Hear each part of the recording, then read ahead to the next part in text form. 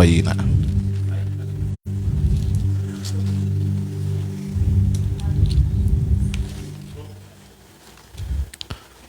Glória a Deus.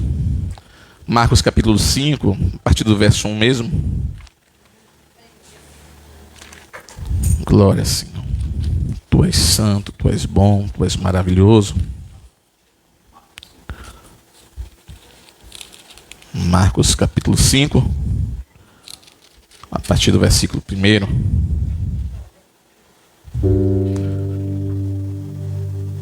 Todos acharam? Glória a Deus.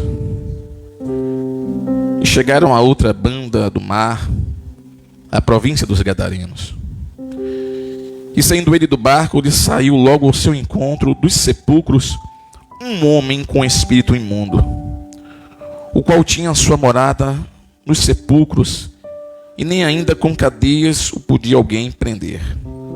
Porque tendo sido muitas vezes preso com grilhões e cadeias, as cadeias foram por ele feitas em pedaços, e os grilhões em migalhas, e ninguém o podia amansar.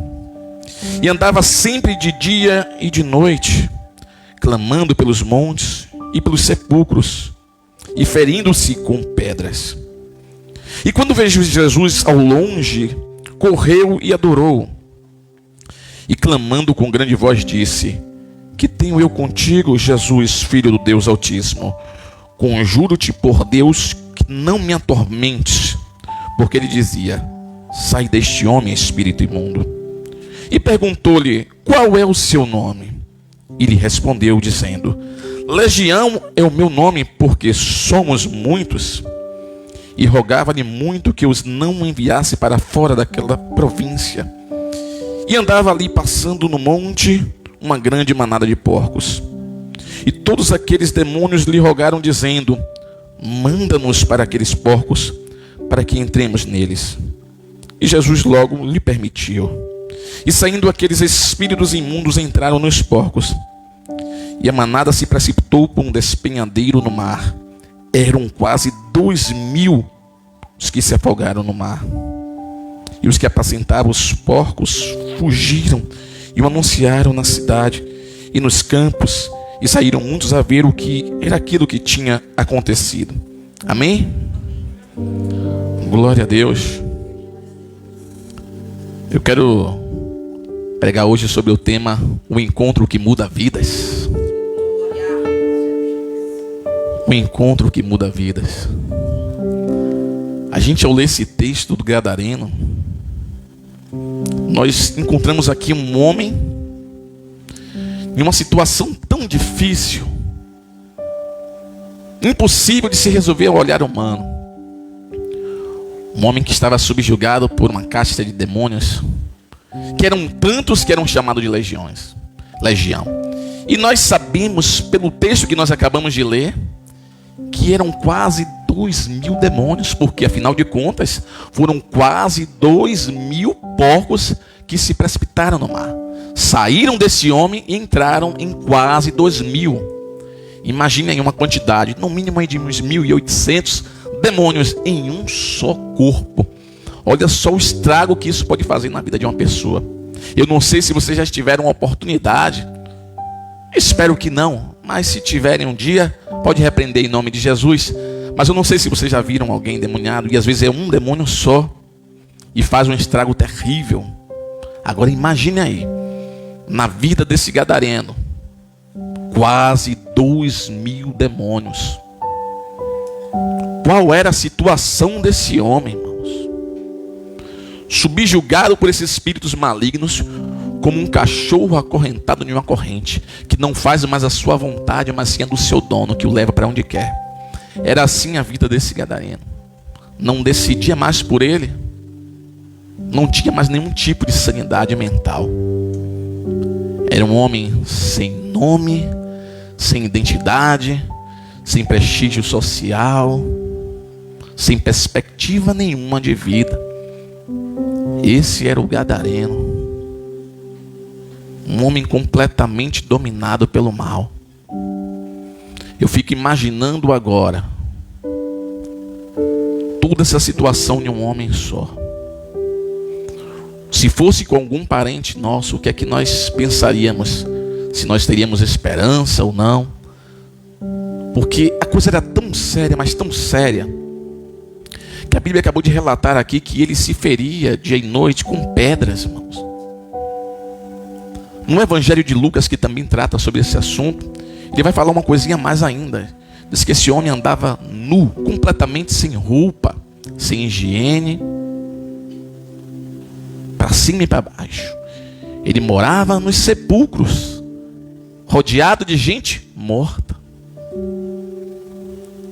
Talvez você olhe agora para o seu problema e, se você comparar, você vai ver que ele estava pior do que eu e você. Porque pelo menos você tem uma sanidade mental. Pelo menos você pode escolher um lado. Pelo menos você pode fazer uma boa escolha. Mas esse homem já estava sem possibilidade nenhuma. Ele não poderia mais se ajudar. As pessoas até tentaram, como a Bíblia vai dizer, que as pessoas até tentaram acorrentar para amansá-lo, para deixá-lo mais calmo. Mas ele quebrava todos os grilhões. Ele não conseguia ficar preso. E eu imagino, irmãos, vá acompanhando o meu raciocínio. Imagina aí, você não tem perspectiva de nada. O homem está tão indigente que a Bíblia não dá nem nome a ele. Chama de endemoniado gadareno, aí o título que botam na Bíblia. Nem nome ele tinha aqui. Mas, se você começar a refletir sobre esse texto, você vai lembrar e vai entender que todo ser humano, para nascer, ele precisa de um pai e de uma mãe. Ele não nasceu assim. Ele não nasceu sujo. Ele não nasceu sem nome. Esse homem com certeza tinha um nome. Ele tinha uma família, quem sabe um emprego, uma religião. Ele não nasceu assim. A Bíblia não relata o que foi que aconteceu para que ele chegasse nessa situação. Mas ele não nasceu assim. Que situação difícil, irmãos. A Bíblia vai relatar que Jesus, ele sai de onde está. Se você for um pouco antes, no capítulo 4, Jesus está ensinando aos seus discípulos e a uma multidão através de parábolas, falando sobre o reino dos céus. E quando chega a noite, quando começa a anoitecer, Jesus olha e diz assim: olha, vamos para o outro lado do mar. Vamos entrar no barco e vamos passar para o outro lado do mar. E os discípulos, eles entram no barco com Jesus para atravessar até o outro lado. Jesus resolve tirar um cochilo, vai descansar na polpa do barco. De repente vem uma tempestade e o barco quase afunda, e o vento sopra, aquela água bate com força naquele barco, e os discípulos se desesperam e vão acordar Jesus: mestre, o Senhor não se importa que a gente pereça? O Senhor não se importa, mestre? A Bíblia vai dizer que Jesus agora desperta do seu sono. Vocês ainda não têm fé? E Jesus fala: aquieta-te, acalma-te. E o vento se acalma, e o mar se aquieta, e há uma grande bonança. E Jesus segue viagem para encontrar este homem. Um encontro que vai transformar não somente a vida dele. Jesus segue viagem, e enquanto seus discípulos estavam perguntando: quem é esse que até o vento e o mar lhe obedecem? Como se não conhecesse a majestade que estava do lado dele, veio um espírito, veio uma legião de demônios, olha Jesus de longe e reconhece logo quem ele é. Que vieste fazer aqui antes do tempo, ó Filho do Deus Altíssimo? Enquanto talvez você não conheça o seu Deus, tem demônio que conhece. É uma vergonha para mim, é uma vergonha para você, você não saber quem é o seu Deus. Você não tem noção do tamanho do poder de seu Deus, porque o demônio se prostra e você faz o quê? Você se prostra, você fica de qualquer jeito. Os demônios reconhecem, adoram, tem medo, pede permissão para sair de um lugar para o outro. E você pede permissão para ir para algum lugar? Você pede permissão para falar alguma coisa? Você fala o que você quer, já que você é livre. Eu costumo ensinar lá no projeto o seguinte: Thaís sabe muito bem, né? Aquele que chama Jesus de Senhor, está chamando Jesus de dono. Então, se ele é seu dono, você não tem direito a falar nada. Ele fala e você obedece. Porque se você não obedece, então vamos parar de hipocrisia e para chamar de Jesus de Senhor.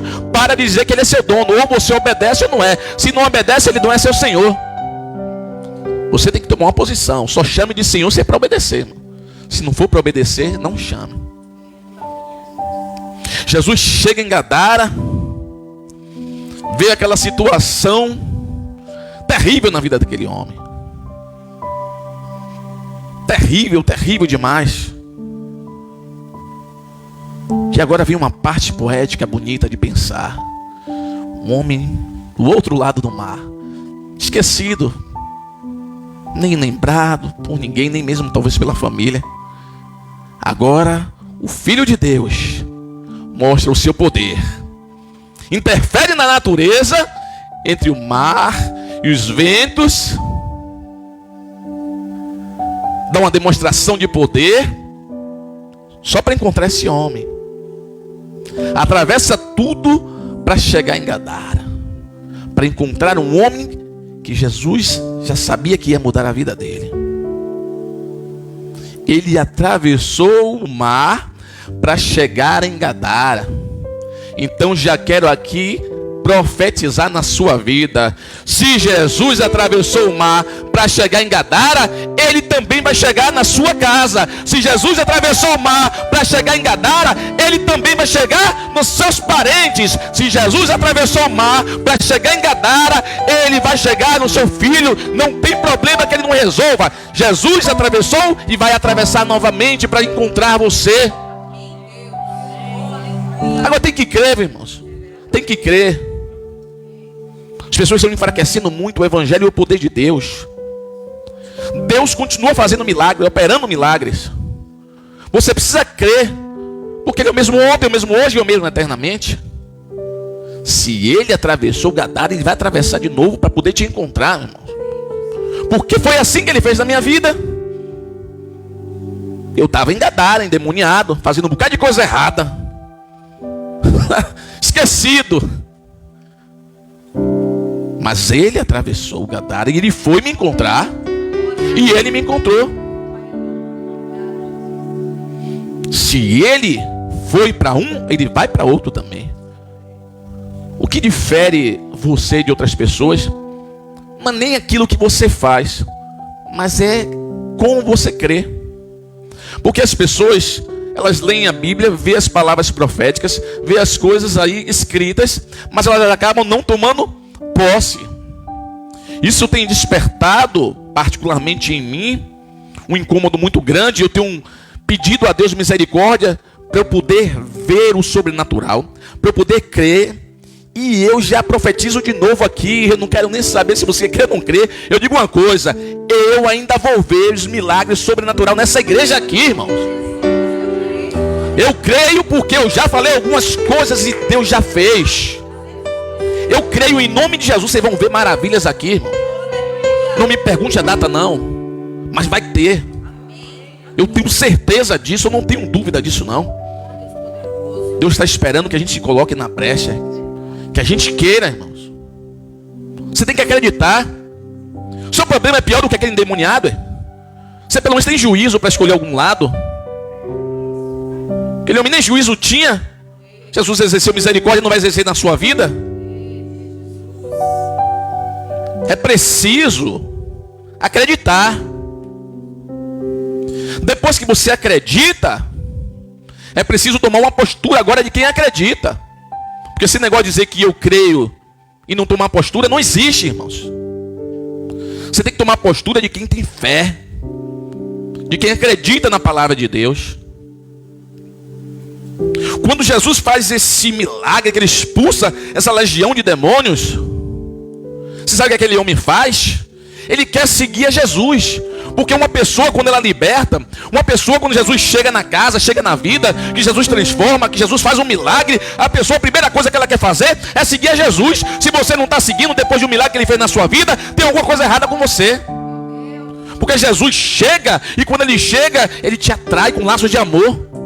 E você sente uma vontade enorme de segui-lo. Aquele endemoniado, quando aqueles espíritos saem do corpo daquele homem, a primeira coisa que ele quer fazer é: deixa eu seguir você, deixa eu seguir o Senhor, mestre.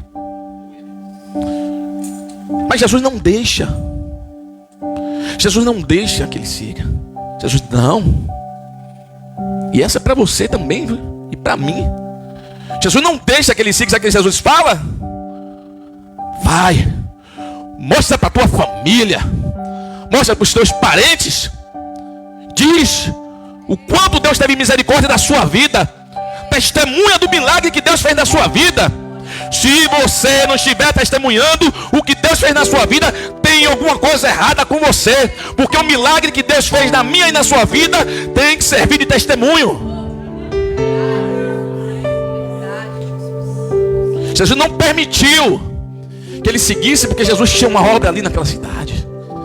Um encontro que muda vidas. Começa com uma, mas depois ele vai testemunhar através do seu corpo, porque aquele homem andava sujo, nu, fedorento, sem higiene nenhuma, louco. E de repente, quando aqueles espíritos saem, a Bíblia vai dizer que uma multidão de pessoas, um grupo de pessoas, vai ver aquele homem vestido e sentado. Olha que transformação maravilhosa. O improvável, o impossível, o homem estava vestido em perfeita mentalidade, raciocinando bem. As pessoas ficaram admiradas. Mas aquele homem aqui andava se cortando com pedra. Ele não tinha nem dignidade, nem amor próprio. Ele nem podia ter, porque não tinha consciência. Aquele homem, como pode? É como se você fosse ver um maluco aí, mendigo e maluco. Você passa todos os dias e de repente você vê um mendigo e ainda vê maluco.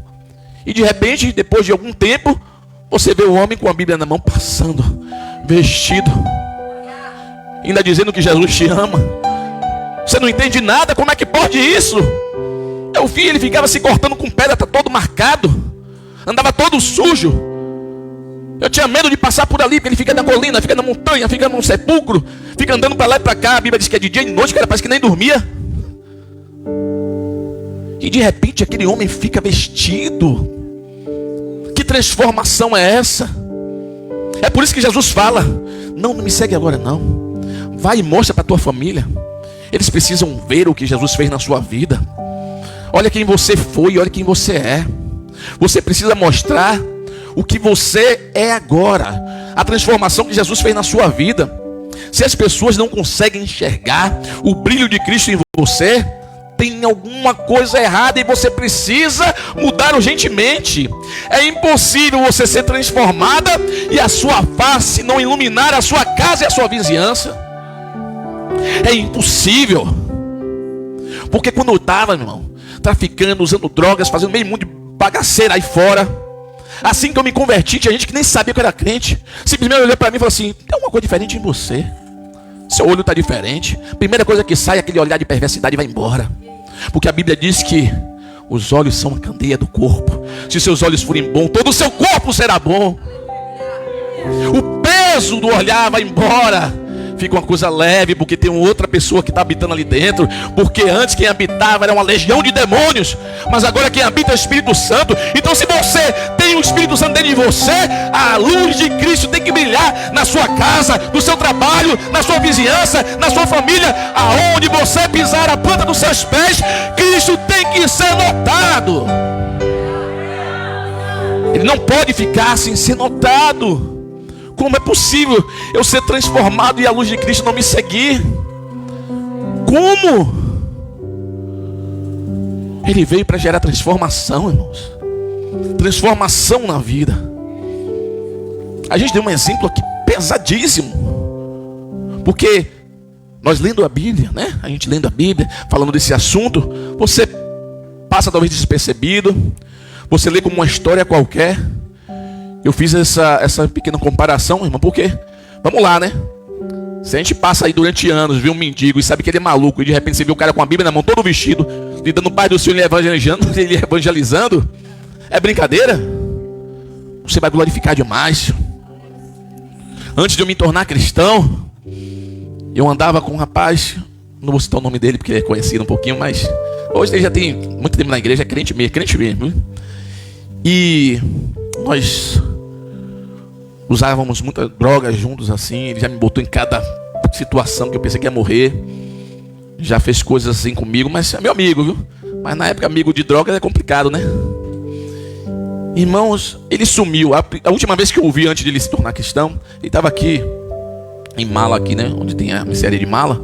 E ele estava se tremendo todo.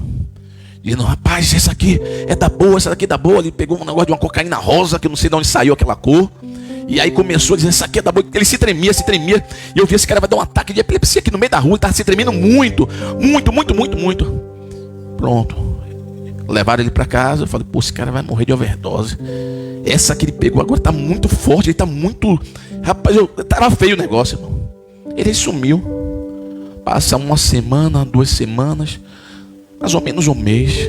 Quando eu vou subindo no largo, não me lembro se eu estava com a latinha de cerveja na mão ou não, mas quando eu vou subindo no largo, vem ele de terno e gravata com a Bíblia na mão. Meu coração disparou. Eu falei: meu Deus, o que é isso? O que é isso? Porque eu queria ser transformado, porque eu já tinha vontade de ser cristão, só que eu não conseguia. E eu sempre fiquei alegre quando eu via outras pessoas que já estavam conseguindo no caminho. Porque aquele que já tem aquele chamado dentro de si, ele se alegra, mesmo que ele ainda não tomou uma decisão, mesmo ainda que ele não é cristão ou cristã, ele se alegra ao ver um amigo, um vizinho que já conseguiu. E aí você se empolga e diz assim: eu também vou conseguir, porque ele é pior que eu. Se ele conseguiu, eu vou conseguir também. Talvez tenha sido a visão mais linda que eu vi dos últimos anos. Aquele cara com a Bíblia na mão, ele era muito complicado, aquele homem, mano. Eu não posso entrar em detalhes da vida daquele homem, mas era muito complicado. E de repente, terno e gravata, um homem que nem ligava para Deus, desfazia, só faltava xingar a Deus. Não... parecendo esse endemoniado gadareno, eu acho que não tinha nem juízo nenhum. E de repente, transformado daquele jeito, como o meu coração ficou alegre, cheio de esperança, eu falei: ainda há esperança para mim. Eu estou nesse meio das drogas, eu estou nesse meio do tráfico, mas ainda há esperança para mim. Eu olhava assim: que bom que ele chegou nesse caminho. É assim que você tem que se sentir alegre quando outras pessoas aceitam a Cristo e torcem para que Cristo aceite ela, né? Porque aceitar Cristo é só o nosso jeito de falar, né? Mas quem tem que aceitar é Ele, né? Você vai pedir para ver se Ele aceita, né? A gente fala assim, com amor, né? Aceita Jesus, mas na verdade é Ele que aceita você. Não é você que aceita Ele. Ele vai ver se te aceita. Mas deixa eu dar uma boa notícia: Ele te aceita. Sabe por quê? Ele diz: de maneira nenhuma lançarei fora aqueles que se aproximarem de mim. Ele está assim, ó, de braços abertos. Ele está de braços abertos, irmão. Se você está vivo, tem esperança. Ele não lança fora. Ele não é eu, ele não é você. Que às vezes ficamos zangados com alguém, se machucarem muita gente, a gente não quer conta. Olha quantas vezes você já ofendeu o Espírito Santo de Deus. Desde que você tem consciência, pense, lembre de quantas vezes você já deve ter entristecido o Espírito Santo de Deus. E não venha para cá dizer que nunca entristeceu não, porque senão vou ter que dizer que você é mentiroso. Porque do livro de 1 João, no seu capítulo 1 mesmo, vai dizer: aquele que diz que não comete pecado é mentiroso. Ainda está chamando Deus de mentiroso. É brincadeira? Então, nós, em algum momento, com certeza já entristecemos. Já ofendemos.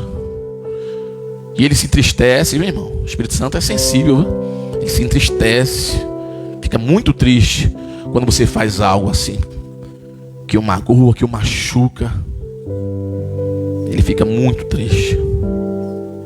É por isso que eu lembro da frase de um irmão meu aqui da igreja mesmo, que eu comentei até lá no estudo. Eu fiz assim: olha, irmãos, isso aqui custou caro, velho. Isso aqui custou caro. Isso aí, o corpo de vocês custou caro. Mas não foi caro para você, não. Foi caro, foi para Ele. Porque custou, foi preço de sangue. Para você não custou nada. Para você estar aqui não lhe custou nada. Mas para Jesus custou o sangue dele derramado naquela cruz. O seu corpo custou caríssimo. Valorize os membros do seu corpo. Apresentei a eles santos, imaculados.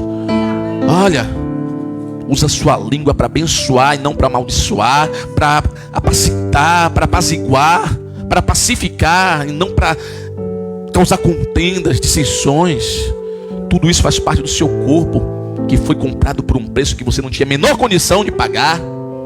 A menor. E eu fico imaginando, quando Jesus diz para aquele homem: vai, te apresenta. Imagina a cena, irmãos, daquele homem de repente agora chegando em casa, porque você vai e se apresenta aos seus familiares. Imagine agora se aquele homem tem a mãe viva ainda. A Bíblia não vai relatar, mas que emoção, hein, Sileide? A gente que tem a filha aí que está afastada do evangelho. Imagine que emoção. Você vem entrando na sua casa purificado, lavado, remido e ainda vestido por Jesus. Olha que coisa linda. A gente vê os nossos assim transformados. Eu imagino aquela emoção. Que prazer aquela mãe, que prazer aquele pai, dos seus familiares, ao ver uma pessoa que não tinha mais jeito, impossível ao olhar humano, transformado.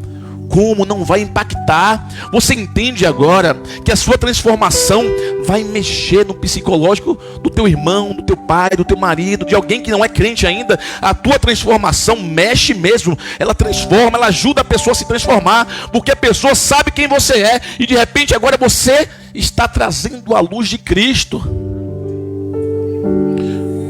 O meu casamento era totalmente destruído, irmãos. Totalmente destruído mesmo, de verdade, viu? Foi Deus que não deixou nem outro matar um ao outro. Mas antes de a gente ser cristão, o negócio era estreito, irmão. Facadas, tentativa de homicídio, mas da parte dela. Hoje ela está aqui comigo, eu posso falar. Que ela é crente, né? Deve estar assistindo, né? Daqui a pouco eu vou encontrar. Hoje a gente conta testemunho, a gente ri, mas na hora era estreito, mano. Eu partia mil, eu corri, viu? Que a mulher quando ficava com o senhor era braba, vinha mesmo com a faca para meter mesmo, viu? Então, irmãos, casamento atribulado. Quem conviveu comigo um pouco e viu como era meu casamento, eu me lembro de uma missionária amiga minha e de minha esposa. Quando nós nos tornamos cristãos, ela sempre encontrava a gente e falava assim: poxa, o casamento de vocês é uma história linda demais, porque ela viu de perto, rapaz. Porque contando assim não dá para entender, só quem conviveu um pouquinho perto, quem viu as coisas, vai entender. Só quem estava lá em Gadara vai entender quem era aquele homem. Só quem estava em sua vida vai entender o que você é hoje. Só quem é teu parente, só quem é teu filho, teu irmão, teu marido, teu cônjuge. Só quem te conhece sabe o que você é hoje. A luz de Cristo brilhando em você, a transformação. Porque contando só é uma história, mas quem viu, quem participou sabe e engrandece a Deus. E o prazer em engrandecer a Deus, você tem que ter alegria no espírito. Você tem que se alegrar, irmãos, com a sua transformação. Eu não sei o passado de algumas pessoas aqui, mas de algumas que nós conhecemos, nós sabemos um pouco. Então tem que se alegrar, hein, Nádia? Tem que se alegrar, né? A gente sabe, velho. Irmão, tem testemunhos aqui que se ouvir, você fica até com medo. E aí você vê nós sendo transformados para a glória de Deus. Meu Deus, como é bom você dizer que Deus mudou a sua vida. Como é prazeroso você dizer que um dia, talvez, eu não sei você, mas eu posso dizer, um dia eu fui um gadareno. E Deus encontrou a mim, mudou a minha vida, e a minha vida mudou de algumas pessoas que Deus me permitiu trazer para Cristo. Através da sua vida, outras vidas serão abençoadas. A sua vida transformada vai ser um canal de bênção para transformar a vida de outros. Aquele homem, ele foi curado, ele foi liberto, e aquela liberdade que ele ganhou ajudou a outras pessoas que nem sabiam que estavam aprisionadas. Sabe que tem gente que não sabe que está aprisionada. Tem gente que não sabe que está aprisionada. Ontem eu fiz uma live no projeto, né, no Zaramilá, e aí eu contei justamente sobre isso, sobre o evangelho, onde fala em João, no seu capítulo 8, né, que vai falar, irmãos, que se o Filho vos libertar, verdadeiramente sereis livres. Aqueles judeus não gostaram e disseram: olha, nós somos descendência de Abraão e nunca fomos escravos de ninguém. E Jesus fala uma coisa que serve tanto para mim como para vocês todos, meu irmão. Todo aquele que vive em uma prática, que comete o pecado, ele é escravo do pecado, não importa o que for. Se você vive em uma prática de um pecado, você está algemado, nem sabia, né? Pois saiba nessa noite que se você está em alguma prática pecaminosa, que ainda que seja pequena aos seus olhos, mas se é pecado, você não está livre, você está preso, você está aprisionado. Mas deixa eu dar uma boa notícia para você: se você abrir aí a porta do seu entendimento, do seu coração, vai se cumprir o que está escrito no Evangelho. Pois se o Filho do Homem te libertar, verdadeiramente você é livre e acabou. Romanos capítulo 8, versículo 1. Pois agora, no entanto, nenhuma condenação há para aqueles que estão em Cristo Jesus, que não andam mais segundo a carne, mas segundo o Espírito de Deus. Seja livre. Arrebenta essas correntes. Deus já te deu poder, Deus já te deu autoridade. Precisamos tomar posse dessa autoridade. Você tem juízo, o gadareno não tinha, mesmo assim ele exerceu essa misericórdia. Imagina você. A Bíblia não dá respaldo para vocês, para mim, para que a gente se acovarde. Não tem respaldo na Bíblia.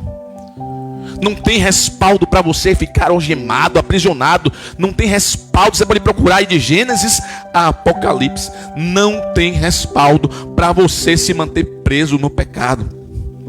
No livro de Gênesis, no capítulo 4, Jesus vai dizer, através daquela voz maravilhosa que no Velho Testamento eles conheciam como Yahvé, Jeová dos Hebreus, e dizia para Caim: você está com a cara de mal, seu semblante está caído. E Deus já sabendo que Caim estava doido para matar Abel. Seu semblante está caído. Agora vem a notícia que prova que você e eu não temos nenhum respaldo para continuar pecando. Deus fala: olha, você está com a cara feia, você quer pecar. E o pecado, o diabo, que é o pai do pecado mesmo, ele está à espreita, ó, na porta, seu coração, o seu entendimento, ele está à espreita, esperando você abrir. Se você abrir, ele vai entrar. Aí é obrigação sua dominar sobre o pecado. Não é de Deus, é sua. Não é de Deus, é sua. Não tem desculpa, irmão. Não tem desculpa. Aquele homem não tinha um juízo perfeito, mas você tem. Não tem desculpa para você. Eu sempre costumo dizer isso. Há uma porta, que é o seu entendimento. Pode chamar de coração também, não tem problema não. Mas há duas batidas. Uma eu falei agora, que é o pecado, o diabo. Ele não vai invadir, ele não vai chutar a porta para entrar. Tá pensando que o diabo invasou? Invasou nada, isso é desculpa porque você continue pecando. Não, foi o diabo que me fez fazer isso. Foi o diabo que botou. O diabo não bota arma na cabeça de ninguém. Sabe qual é a função do diabo? Tentador. Ele vai tentar você naquilo que você quer fazer.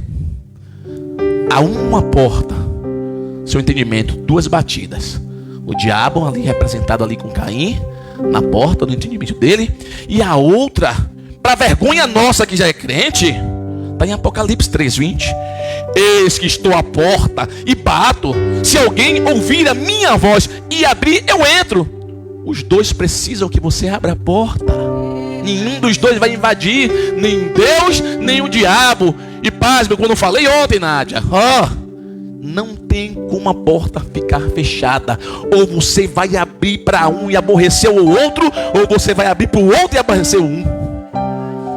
Se você não obedece a Deus, você está abrindo a porta para Satanás, meu irmão. Não tem muita conversa. É isso aí, é o que a Bíblia diz. Não tem como agradar os dois senhores. Ou é a um, ou é a outro. Jesus está batendo. Não basta só ouvir, ele tem que ouvir, tem que abrir, porque tem gente que é gaiato. Ouve a voz de Jesus: ei, vamos se converter, vamos mudar de vida, vamos tomar posse da nossa vitória. Não, vamos jejuar, vamos fazer campanha. Jesus está falando comigo que é para fazer isso. Ouve, não faz nada. Que adianta? Por isso que ele diz: estou batendo. Se você ouvir, mas não basta só ouvir e abrir, aí eu entro. Fique só ouvindo a minha voz e não abra não a porta do seu entendimento. E depois vai culpar o diabo, dizendo que é ele que está fazendo você pecar. Ele não tem como invadir o seu cérebro. Você entendeu? A não ser que você abra a porta para ele. Ele não pode. Nós não somos zumbis. Aquele homem, a Bíblia não vai narrar o que é, mas algo ele fez para estar naquela situação. E olha que isso é perigoso. Eu falei o que antes? Esse homem não nasceu assim. Ele não nasceu sujo. Ele não nasceu maluco. Ele não nasceu possesso. Ele não nasceu sem família. Ele tinha um pai, tinha uma mãe. Algo aconteceu na vida dele para que ele chegasse naquela situação. Talvez você pense assim: não, mas não vai acontecer nada comigo não. Não tem nada, não tem nenhuma legião na minha vida, não tem nada disso não. Olha, toma muito cuidado, porque o que o diabo gosta mais de fazer é colocar na mente de pessoas que está tudo bem. Não está tudo bem não. Se você não está obedecendo a Deus, não está tudo bem não. Só parece, mas não está. Se estiver tudo bem aqui nesse plano físico, não se preocupe. Ou melhor, se preocupe muito, porque quando ele vier com seus santos anjos para poder julgar as nações, ele não vai ser esse Jesus bonzinho que você conhece das histórias. Jesus não vai ser mais o nosso advogado. Ele vai vir com um martelinho de juiz. Não, não te conheço. Apartai-vos de mim, vós que praticais a iniquidade. É muito bom nós falarmos que Deus vai atravessar Gadara para chegar na sua vida. Mas depois que ele chegar e transformar você em uma pessoa melhor, você vai fazer o quê? Você vai testemunhar com uma mudança ou você vai voltar para o vômito? Tem a bênção, mas também tem a maldição. Você leu o Salmo 127, não vê? Abençoando ali. Ali é da lei. Deuteronômio 28, que tem as bênçãos e a maldição. Bendito será o entrares, bendito será o sair, bendito o fruto do teu ventre. Bendito tudo, tudo vai ser abençoado se você obedecer. Agora lê o resto. Maldito tudo, seu filho, sua casa, seu trabalho, seu dinheiro, tudo, se você não obedece. Deus quer te abençoar. Deus quer nos abençoar. Mas parece muitas vezes que nós não queremos ser abençoados. Você sabe quando a pessoa quer lhe dar um presente e você está negando? Jesus continua querendo derramar os seus dons. Jesus continua querendo. E ele já fez o papel dele da salvação. Mas e eu e você estamos fazendo o quê? O que mais me inquieta, irmãos, é porque eu e vocês estamos com o nosso juízo perfeito. Mas às vezes fazemos coisas que parece que somos um gadareno. Parece que tem uma legião que está conduzindo o nosso cérebro para as nossas atitudes. Eu sempre costumo dizer isso também lá, para aquelas pessoas que acham que não estão fazendo nada demais. Porque tem gente que acha que não está fazendo nada, né? Não fumo, não bebo. Estou falando de crente mesmo. Não fumo, não bebo, não faço nada de errado. Estou sempre na igreja, dou dízimo, dou oferta, louvo, ministro, não sei o que, dirijo o grupo, não sei o que. Paz. Pega um papelzinho aí. Eu sempre falo isso lá, né? Pega um papelzinho aí com a caneta. Dê a 5 pessoas, vou diminuir agora. Dê a 5 pessoas para anotar aquilo que elas veem em você de defeito. Você vai ver o que aparece da sua vida. Alguns vai ser mentira, mas muitas vão ser verdade. Porque às vezes você nem sabe, né? Que está cheio de problemas, fazendo mal a algumas pessoas, falando um monte de besteira, fofoca dali, contenda daqui, fala uma palavra que não é apropriada para um cristão falar. Dá um papelzinho para quem te conhece, para botar só os seus defeitos. Talvez aí você se convença que você é pecador. Você pode até não viver nenhuma prática, mas aí você vai se convencer que você precisa de um Salvador. Porque se você achar que você está muito perfeito, então o sacrifício de Cristo não precisa mais para você. Ele morreu em vão, né? Porque aquele sacrifício ali naquela cruz foi para pessoas doentes se transformarem em pessoas sadias, para ajudar outros doentes. Entramos aqui como doentes, não somos mais doentes. Fomos sarados e curados pela palavra. Agora nós somos usados para curar outras pessoas, mas mesmo assim ainda somos imperfeitos. Então vamos começar a aplicar essa imperfeição para um lado bom. Como eu sou imperfeito, eu vou amar minha irmãzinha ali, que também é imperfeita. Eu não vou mais matar ela pelo pecado dela, porque eu posso até não pecar no pecado dela, mas eu já peco em outra coisa. Você tem o seu juízo perfeito. Começa a tomar uma atitude de uma pessoa que foi transformada pela palavra. A sua vida, meus irmãos, Como diz a Bíblia, você é uma carta aberta. Ainda vou dizer mais, com as letras gigantes ainda, que todo mundo vê. Você passa a letra tão grande que todo mundo vai olhar para você. Ex-prostituto, ex-ladrão, ex-traficante, ex-agiota, ex-alguma coisa. Olha como está na presença de Deus. Poxa, está uma bênção. Você é um testemunho vivo. Você, sem abrir a boca, pode até ser usado para trazer alguém para o reino dos céus. Para uma pessoa que está esperando de repente só ver uma transformação, porque é tanta gente camuflada, é tanta gente que parece, mas não é. É como o livro de Judas fala, esses aí são nuvens sem água. Promete, mas não faz, não cai água. Não seja assim não. Seja uma pessoa melhor, porque as pessoas precisam ver a luz de Cristo. Mateus capítulo 5, ele vai dizer assim: faça brilhar a luz de Cristo através das boas obras que Ele preparou para você. Através das boas obras você tem que fazer a luz de Cristo brilhar. Não é você, não sou eu. Quem tem que brilhar é Ele. E não é da boca para fora, fica dizendo assim, não, que eu cresça, que Ele diminua, tem que brilhar Ele, não. Você vai conhecer a árvore pelo fruto, meu irmão. Começa a ver o testemunho das pessoas aí na rua. Começa a ver, porque você não vai ver manga de um pé de jaca. Então você não vai ver um filho de Deus de uma casa onde só tem escravo, onde só tem servo. Por isso ele fala: se pois o Filho vos libertar, verdadeiramente sereis livres. Por quê? Porque o servo não fica para sempre na casa, mas o filho fica para sempre. Porque a herança não é para escravo, a herança é para filho.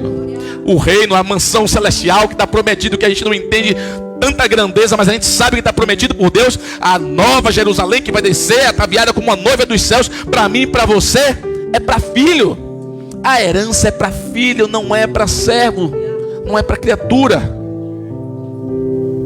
Porque aquele servo de Abraão pensou que ele ia herdar tudo, ele não tinha filhos. Não, meu servo vai herdar tudo, eu não tenho filho, Senhor. Não, você vai ter um filho, rapaz.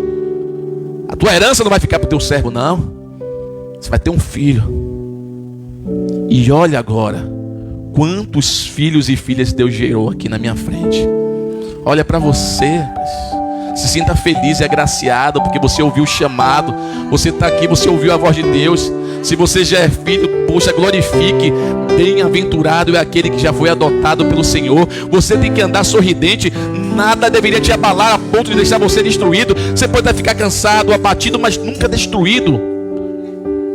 Porque você é mais do que vencedor em Cristo Jesus.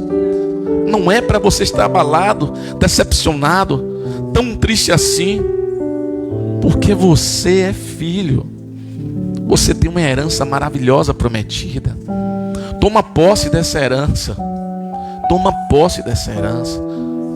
Não deixe essas vozes que vêm como setas do maligno para tirar você daquilo que você já viu que é seu. Essas vozes miseráveis, repreende em nome de Jesus. Isso aí que é diabo, irmão. Você já está espiritualmente falando na casa, morando na casa de Deus, e o diabo fica querendo tirar você, dizendo assim: essa casa não é sua, não, sai daí. Pelo amor de Deus, a casa celestial já é sua, você já tomou por esforço, rapaz. Sabe por quê? A Bíblia diz que da mão de Deus o inimigo não tem como arrebatar, não. Você está aqui na mão de Deus, o inimigo não pode te tocar. O problema é que às vezes você mesmo é que sai, e Deus não vai te prender. Ele não criou um robô, Ele criou você livre, para você escolher o que você quer. Não deixe essas vozes vir atormentar a sua vida, dizendo assim: não, você não merece, você... Não faça isso com você mesmo, não. Não faça isso com os seus. Porque se você desistir, se você enfraquecer, e aqueles que você também quer ganhar, o que é que vai acontecer com eles? Se você mostrar fraqueza e abandonar a morada celestial, o que é que vai ser daquele que você quer tanto que more com você? Seu filho, o cônjuge, um parente. Não desiste da sua caminhada, não desiste do teu chamado, não. Porque além de você tem outras pessoas que precisam. O seu testemunho vai ser como daquele gadareno. As pessoas serão impactadas. Ninguém conhecia Jesus naquela cidade ainda, mas depois daquele gadareno, com certeza, milhares de pessoas começaram a conhecer ele. Primeiro evangelista é um ex-endemoniado. Você é ex o quê? O cara evangelizou uma cidade inteira, sem juízo nenhum que não tinha, e de repente fica com juízo perfeito. Você é ex o quê? Você era pior do que ele? O seu testemunho tem que evangelizar a sua casa, a sua vizinhança, o teu trabalho, a tua parentela. O teu testemunho, ele precisa modificar as vidas, não por causa de você, mas pelo poder de Jesus que está operando através da sua vida. Porque agora você é morada, você é templo do Espírito Santo. Você não precisa nem correr atrás de Deus, ele está aí. Está se sentindo só? Tenta se olhar no espelho. Olha, tenta ver Deus em você. Ele está dentro de você. Olha no espelho. Ah, mas eu não consigo falar com Deus. Então tenta falar com você mesmo. Dá uma de maluco, olha no espelho e fala com você mesmo. E fala assim: não, Deus me fez a imagem e semelhança. A Bíblia diz que Deus habita dentro de mim. Começa a falar com você mesmo. Dobra seu joelho, chora, clama, fala do jeito que você acha que tem que falar. Porque eu não estou aqui para lhe ensinar como é que você vai orar, como é que você vai falar com Deus. Porque que adianta você falar tão bonito e seu coração está distante dele? Às vezes você não vai falar coisa com coisa, às vezes você não vai nem falar, você só vai derramar lágrimas. Mas a Bíblia diz que tem alguém que consegue levar as suas lágrimas e traduzir como uma frase inteira para Deus. É o Espírito Santo de Deus. Ele consegue levar a sua lágrima para Deus e transformar o seu pedido em um pedido parecendo de uma pessoa intelectual, só que espiritualmente falando. Você pode não falar coisa com coisa, você pode só gemer, você pode só chorar. Eu não entendo, o pastor não entende, mas tem um Deus lá em cima que ele vai te entender. Só quebranta seu coração, só se arrepende de verdade, porque a Bíblia diz que ele não resiste a um coração quebrantado, arrependido, disposto a mudar de vida. Amém? Que Deus abençoe a todos os amados da internet. Fica com Deus. Que essa palavra possa ficar no coração de todos vocês. Amém? Vamos estar orando para estar despedindo a todos. E terça-feira